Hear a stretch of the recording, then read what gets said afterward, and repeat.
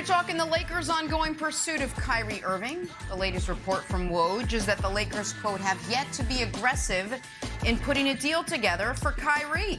Lakers are going with the slow play strategy. I know this one, playing hard to get. I've been on both sides of this one. That's not important now.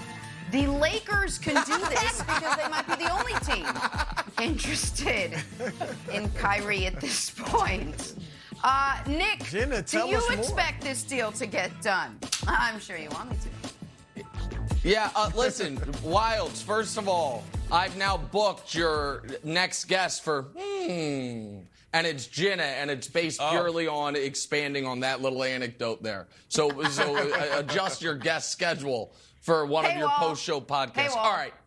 I do think this is going to get done, but I am a little concerned. And here's why I'm concerned, Brew. Brew, do you think Kyrie Irving is a Phil Jackson type of basketball player? Do you think when Phil Jackson's surveying the NBA landscape, he's like, oh, you know who I think's part of a championship culture? You know who I think plays the right way? You know who I'd like to have on my team? Kyrie Irving. And man, that genie bus tweet that Brew mentioned yesterday, or that Wilds mentioned yesterday, sure got me thinking, who is whispering in her ear? Who is right now pulling in the opposite direction of the Lakers, just falling, backwards into an all-NBA caliber, even if it's not consistently all-NBA, an all-NBA caliber player at the cost of a guy you want to get off your team you are considering buying out. It's like, hey, you can have this unmined diamond that might end up just being a piece of coal, but it might be a diamond. What's it going to cost me? Literally, this thing you were going to throw out with the garbage anyway, and maybe a few dollars 6 years from now. You're like, I don't know, might turn out to be coal. Why would this not already be done? Unless the Zen Master is who we know. Plaschke reported it, that Genie Bus told him Phil Jackson is involved. And so there is no reason this shouldn't get done. And the added bonus, they're talking about, having to include Joe Harris and the Lakers wanting Seth Curry more, which is fine. If it worked salary-wise, Brew, I mean this. I would trade Russell Westbrook straight up for Joe Harris. If you could do it salary-wise, it'd be like 1 for 1. Send it in. Get Russ off the team and add a shooter. Now, that doesn't make him a championship caliber, but I'd send it in. So the fact that it's not done is a little concerning and a little vexing to me. So I wonder if Phil Jackson and the Ramby aren't a problem here. No, look, that's a great point. And you mentioned Jeannie Buss's tweet. So let's call it up if we have it. But I agree. When I read her tweet, you see, it's just honestly, it was the greatest Laker. She's tributing Kobe. He understood team over self, meaning your rewards would come if you value. She's talking about team. Yeah. It makes me wonder, Nick, and this is speculation, is LeBron the only one in the organization that wants Kyrie? That's very possible. That you mentioned Phil Jackson, maybe other people in the front office are saying, look, Kyrie is a wrecking ball. He will leave us in shambles, okay? You can't count on him. And remember, Nick, if they trade for him, I get it, they're sending salary out, but they're going to be paying him $36 million. And so, I agree with you. They should try to get this done, no doubt about it. But I do wonder if LeBron is going solo in pushing for this. Now, I know Darvin Ham. I've known him since he was a player. He's strong enough to handle Kyrie, and I know he feels like he can handle Kyrie. But you don't know that he can. I mean, Kyrie it goes by the beat of his own drum.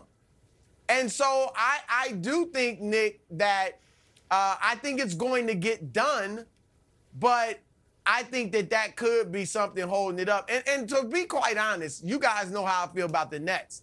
The Nets should be the one pulling back. The Nets should be the one saying, look, we have control of this situation. You're not going to tell us you want Seth Curry.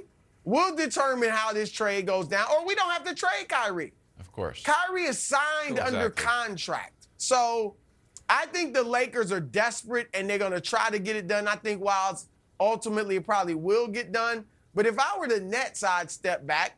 And then, like Nick said, I think you got some hesitancy on the Lakers' part. Okay, so I think the Nets hold all the cards, and I vehemently disagree with the Phil Jackson take. First on the Nets, I think this tide can turn. It goes out, it comes back in. Just wait a while. 2 months ago, Kyrie was referring to himself as a cornerstone of the organization and his teammates and the personnel in the front office as family. Then all of a sudden, we've got a trade request. Then he opts back in and says, see you in the fall. And then on July 1st, he tweeted a caged bird flying. So we've gone up and down, but he is under contract, and I wouldn't be surprised if he stayed with the Nets. And about the Phil Jackson thing, while I think it is interesting, I literally have the exact opposite take. So, and like Phil Jackson, if anything, would be a perfect match for Kyrie. Kyrie walked around Boston, and he saged the court, and everyone's like, there goes Kyrie with his antics. Except when Phil Jackson literally was doing the same thing with Shaq and Kobe, it's like, you know what? There's the Zen master. Always thinking. I feel like they both would be a perfect combination. They both like have a shared Native American. I think Phil Jackson has Native American. He certainly appreciates the culture, and obviously Kyrie is part of the Native community. I think they would be a perfect match, and I think it would be a good challenge for Phil Jackson to take another guy who maybe hasn't reached his potential and reach it. I think they would be a great match. So I think it was an interesting take. I just have the exact opposite. No, view.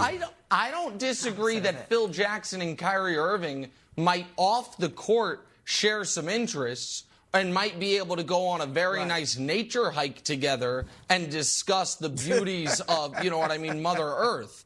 But that does not mean that Phil Jackson, in his later years, who has clearly, I think it's fair to say, does not necessarily jive with how the current player handles their basketball business, that he endorses Kyrie Irving at all. Now, by the way, I don't think many people endorse how Kyrie Irving's handled things over the last few years. I disagree with that. Go ahead, Wilds.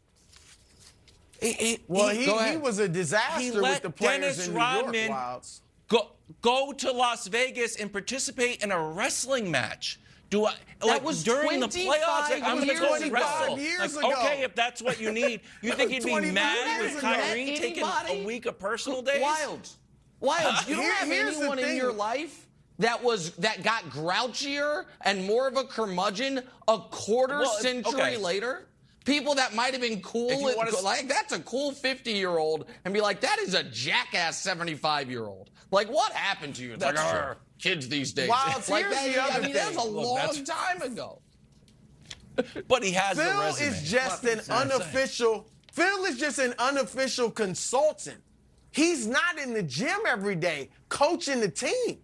I agree with you. I mean, if at his best, if he was coaching the team, he might be able to get through to Kyrie and make him a better player. But he's not close to doing that. And he's not going to be able to change Kyrie from afar for the better. So that's the problem there. And so I just think, go ahead, Nick. No, I was just going to say, Jeannie Buss might need a better posse. Like, I don't know. Like, maybe she should think about it. Maybe have bad influences around her. Like, maybe. That has been your thing for